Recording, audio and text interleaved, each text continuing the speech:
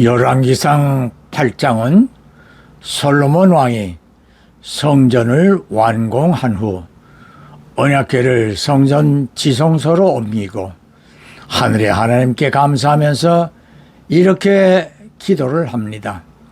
36절에 이스라엘이 재앙을 깨닫고 이 성전을 향하여 손을 펴고 무슨 기도나 무슨 간구를 하거든 39절 주는 하늘에서 들으시고 사유하시며 각 사람의 마음을 아시오니 그 모든 행위대로 갚으시옵소서.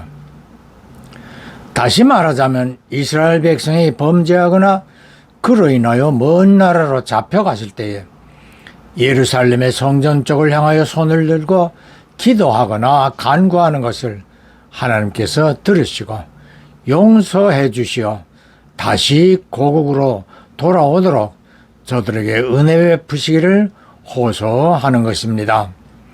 오랜 세월이 지나고 남북 두 왕국으로 분열된 이스라엘은 바벨론 제국 느부갓네살 왕에 의하여 멸망당하고 왕과 많은 백성들이 포로로 잡혀갔습니다.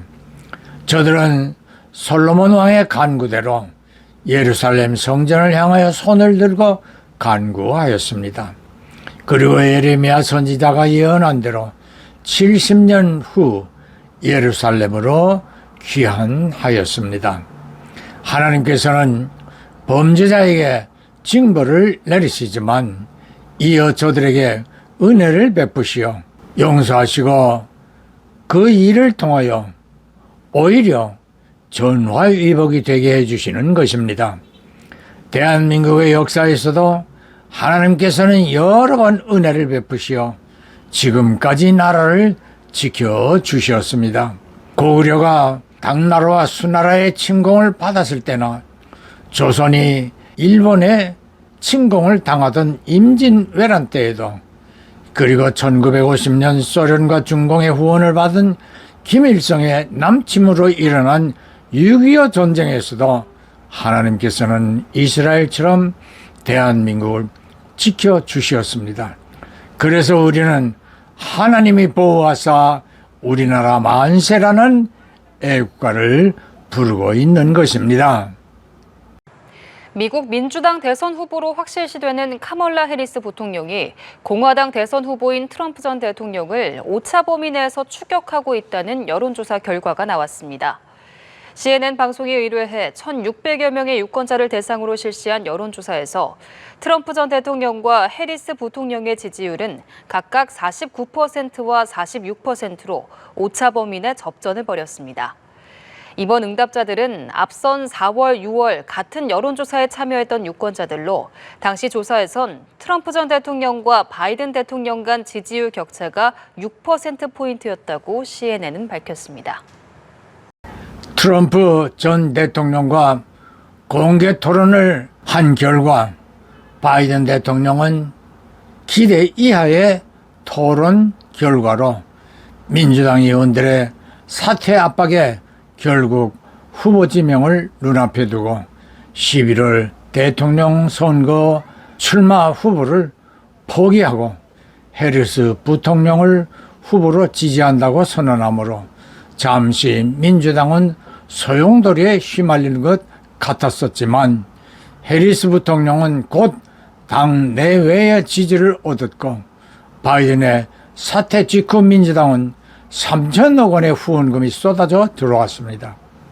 그리고 조금 전에 뉴스와 같이 해리스의 지지율이 폭등하면서 트럼프와 박빙의 지지율을 올리고 있어 바이든 대 트럼프 대전보다 더 선거 열기가 끌어오르게 되었습니다. 트럼프는 피격 이후 지지율이 크게 급등하였었지만 해리스의 등장으로 바이든의 고령을 집중 지지하던 트럼프가 이제는 오히려 해리스로부터 고령자라는 지적을 받게 되었습니다. 두 후보 중에 누가 백악관에 입성할지 잠옷 하늘의 선택이 궁금하게 됩니다. 암살을 모면한 트럼프는 총격 사건으로 사법 리스크로부터 전화위복의 기회가 되었습니다.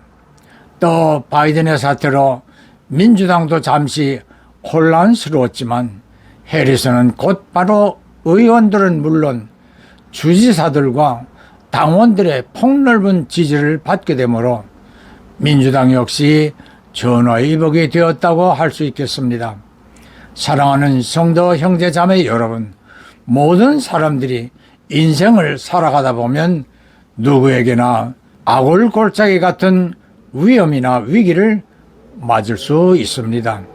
그러나 성경 로마서 5장 3절은 성도들에게 환난 중에도 즐거워하기를 바라고 있습니다. 그 까닭을 4절에서 환난은 인내를, 인내는 연단을, 연단은 소망을 이루게 하기 때문이라 하였습니다. 어떤 어려움이라도 하나님께서 합력하시면 선한 결과를 얻게 될 것입니다. 네, 윤석열 대통령은 여당 신임 지도부를 대통령실로 초청해 만찬을 했습니다. 갈등설이 제기됐던 한동훈 대표와는 러브샷을 하며 힘을 실어주기도 했는데요. 한 대표도 정부의 성공을 위해 노력하겠다고 화답했습니다. 조한대 기자입니다. 윤석열 대통령이 용산 대통령실 야외 정원 파인그라스를 찾은 국민의힘 한동훈 신임 대표와 악수를 하며 수고 많았다는 인사를 건넸습니다. 국민의힘 신임 지도부뿐 아니라 전당대회 출마자들과도 일일이 악수를 나눴습니다. 뭐 살이 더 빠졌어? 아니 우리 임 교수님도 좀 빠지신 거 같네? 예, 조금 빠졌어요. 그래, 수고 많았어요. 전당대회에 직접 참석해 당정 운명공동체를 강조했던 윤 대통령은 이번 만찬에서도 당정 결속에 방점을 뒀습니다. 윤 대통령은 당내 선거는 선거가 끝나면 다 잊어버려야 한다며 이제는 앞으로 어떻게 하면 잘할까 그것만 생각하자고 말했습니다. 한 대표도 윤석열 정부의 성공과 정권 재창출을 위해 노력하겠다며 윤 대통령 중심으로 뭉치자고 화답했습니다. 덕담을 나눈 윤 대통령과 한 대표는 만찬 중에 러브샷을 하기도 했습니다. 이번 만찬은 전당대회 바로 이튿날 윤 대통령의 초청으로 마련됐습니다.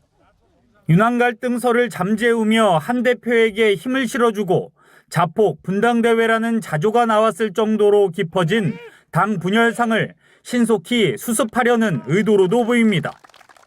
2시간가량 이어진 만찬을 마무리 지으면서 윤 대통령은 우리가 앞으로 하나가 돼 한동훈 대표를 잘 도와줘야 한다며 어려운 일이 있을 때 혼자 해결하도록 놔두지 말자고 강조했습니다. 전당대회 낙선자들도 대통령의 수석 대변인이 되자 대통령의 성공이 당의 성공, 우리는 하나 되는 원팀이라고 화답했습니다. 만찬엔 막역한 사이에서 먹는 대표적인 한국 음식이라는 의미로 삼겹살이, 당정 화합의 의미로 모둠 상추쌈이 준비됐습니다. 음주를 하지 않는 한 대표를 위해선 별도의 음료가 마련됐습니다. 국힘당의 당 대표 선출을 앞두고 네 후보들은 치열한 비난과 심지어는 폭로전까지 서슴지 않아 분당설은 물론 당이 자폭하게 되었다는 자조 섞인 탄식이 계속되었습니다. 그뿐 아니라 한동훈의 윤 대통령 배신설과 아울러 민주당의 대통령 탄핵에 동조할 것이라는 우려까지 널리 퍼졌습니다. 국힘당의 이러한 행태에 민주당은 열광을 하였고 보수 지지층에서는 대통령과 나라 걱정에 크게 우려를 표명하였습니다. 그리고 전당대회에 윤 대통령이 1호 당원 자격으로 참석하였고 한동훈 당대표 당선자를 축하하며 그동안의 분열을 덮어버리고 나라와 국민을 위하여 헌신하는 당이 되어지기를 주문하고 앞에서 보신 대통령의 국힘당 지도부 초청 만찬회를 갖고 이 자리에서 대통령은 한 대표는 대통령을 지원하며 당의 통합으로 거대 야당의 횡포를 극복하자고 주문하였습니다. 저도 당 대표들의 인신공격이 과열되자 저기 걱정이 되었습니다. 솔직히 한동훈의 언행에 의혹의 시선을 보내기도 하였습니다. 이 나라가 여기까지 오게 된 역사를 돌아보면 그냥 제 멋대로 굴러온 것이 아닙니다. 한국교회와 성도들의 뜨거운 기도가 계속되었기 때문에 하나님이 보호하사 우리나라가 만세가 아니었겠습니까? 박근혜 전 대통령 탄핵을 전후하여 광화문에서 일어난 교회와 성도들 그리고 애국 시민들의 수고와 흘린 땀방울이 하나님의 은혜를 받게 하였습니다. 이제까지의 우여곡절 속에 대한민국을 이끌어가는 국힘당과 윤 대통령에게 전화위복의 기회가 주어졌다고 생각합니다. 헌법 질서를 무너뜨리려는 불의 앞에 나라를 꼭 바로잡게 되기를 간절히 소망합니다. 예, 아멘, 할렐루야.